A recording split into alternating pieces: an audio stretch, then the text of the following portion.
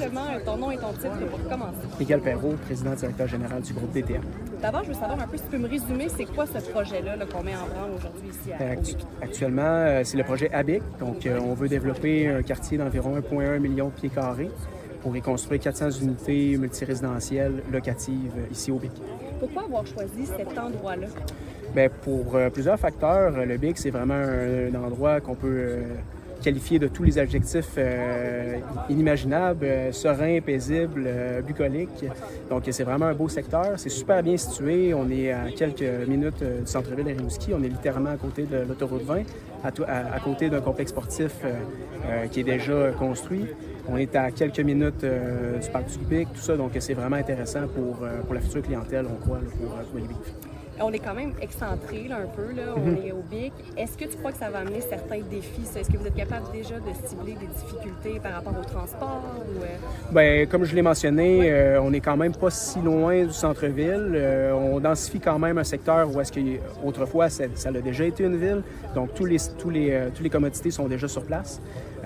Par la suite, de plus en plus, on voit beaucoup de télétravail. Donc, c'est sûr que les gens doivent prendre l'automobile pour se diriger à un endroit ou l'autre de la ville. Mais honnêtement, à Rimouski, je pense que ces temps-ci, à part de travailler et de vivre au centre-ville, on ne peut pas nécessairement faire autrement que d'avoir un véhicule. Là. Donc, à seulement 7, 8, 10 minutes du centre-ville, c'est quand même pas si pire, je pense. Ouais. Puis tu disais tantôt que si tu pouvais là, tout construire en une année, tu le ferais.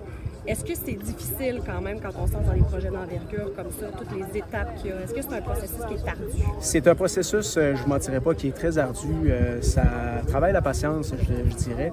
Honnêtement, autant au niveau de la ville que gouvernemental, tout ça, tous les acteurs sont de bonne foi.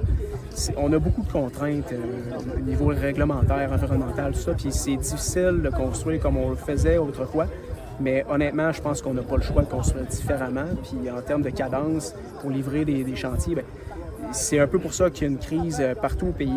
Mais on doit faire avec les contraintes actuelles, donc on doit être patient puis monter les projets de la bonne manière.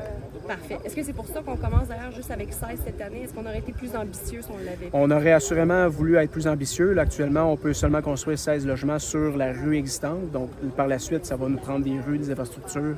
Donc, on est en discussion actuellement justement avec la ville pour mettre ça en branle dans les prochains mois pour essayer de construire, en fait, de continuer un flot continu de logements année après année pour livrer au moins 60 logements par année. Et la ville collabore bien? Oui, super. Comme je l'ai mentionné, tout le monde est de bonne foi. Je pense pas que personne ne veut pas de logement en ville. Ouais. Il y a des contraintes à respecter, puis on essaye des fois de prendre en compte tout ça, d'amener des solutions. Puis assurément que la ville est bien au fait du manque de logement. Donc, il y a une belle ouverture au niveau de la ville quand même. C'est un énorme projet. Moi, je me questionne, c'est un peu naïf, là, mais comment on finance ça?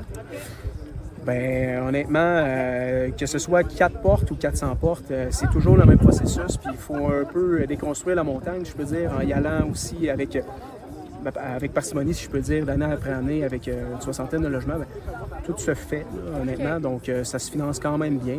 Ce qui nous aide aussi ces temps-ci, c'est une baisse des taux d'intérêt. Les matériaux de construction, tout ça, ça revient un petit peu vers les pré-pandémies sur certains matériaux.